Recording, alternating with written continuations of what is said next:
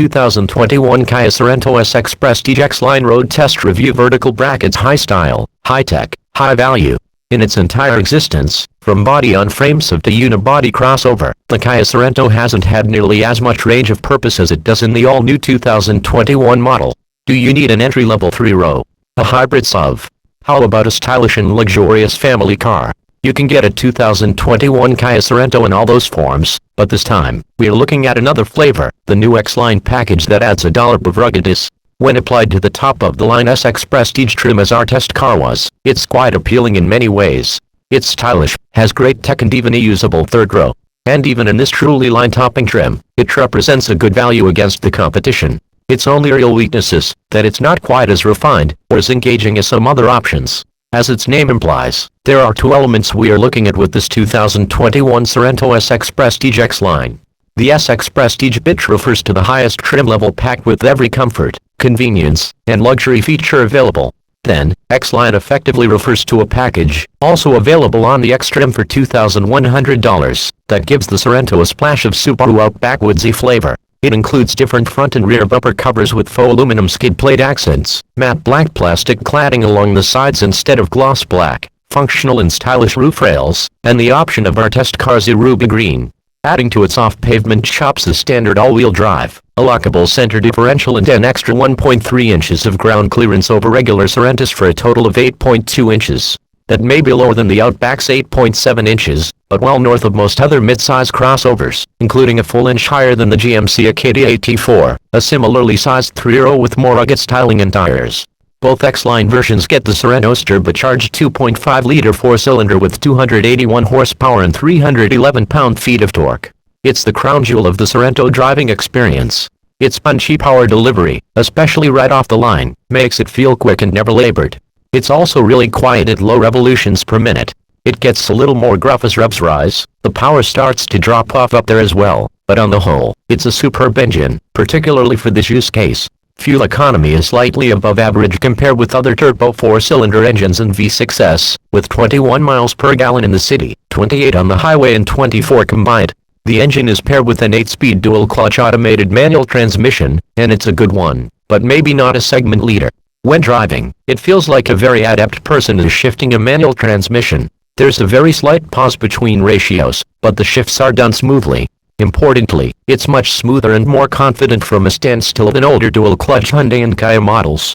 The transmission does a good job of choosing gears, keeping the revs and noise down in the eco and comfort drive modes, while holding them longer in the sport mode.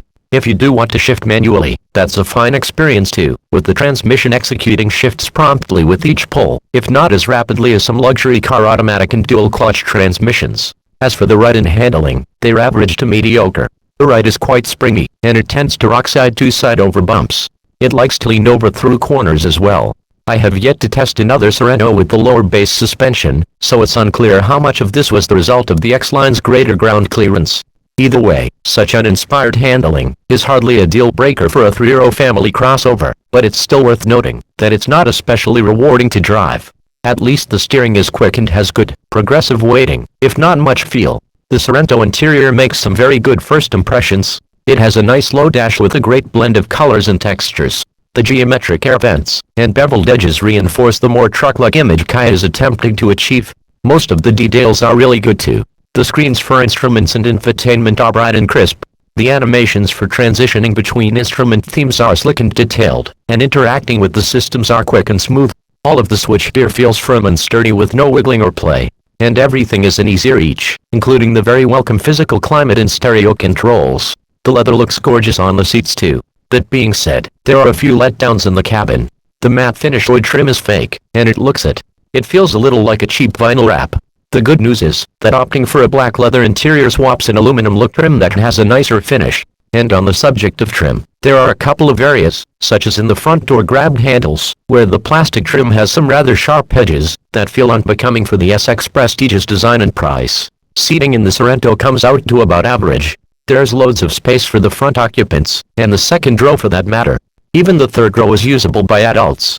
We wouldn't recommend adults sit back there for long periods of time, since the seats are basically on the floor, putting your knees near your shoulders, but they work for short runs. They even offer enough room without infringing on the second row passengers' comfort.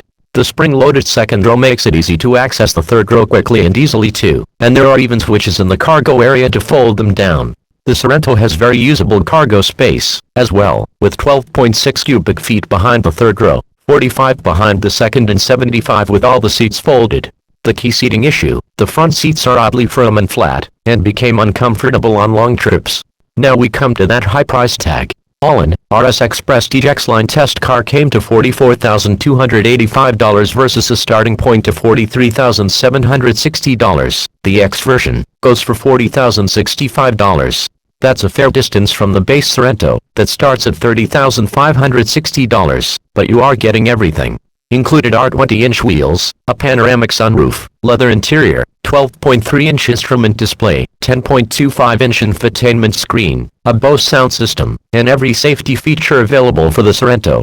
There is actually only one option from the factory, and that's the leather color choice of tan for $200, that our test car wore in addition to a handful of dealer-installed extras, so there's no denying you get a lot of equipment for the money. A price of $44,000 may be quite a bit of money, but it's hard to get the same amount of technology and luxury features this cheap elsewhere. Consider how it stacks up to two similarly smaller than average 3-row crossovers. The Mazda CX-9's high-end signature trim starts at $47,980, though there's something to be said for its superior interior quality and driving experience, while the GMC Acadia Denali starts at $49,300 before option packages and V6 engines and the price soaring further. You also can't apply soft-roading upgrades like those of the X-Line to the high-end Mazda or GMC trims. And what about Kia's other 3-row crossover, the Telluride? There is definitely a case to be made that its extra size and refinement would be well worth the premium, but a comparably equipped Telluride SX Prestige still costs $47,915, and that's if you could even find one going for sticker on a dealer lot. There's also no comparable X-Line version of the Telluride. So, the takeaway is that the Kia Sorento is an all-around solid crossover, and it comes packed with style, power and some impressive features. It also manages to be a strong value right up to the flashiest specification. And as long as you are willing to sacrifice a bit of driving fun and refinement, it's tough to top in the smallish 3-row segment.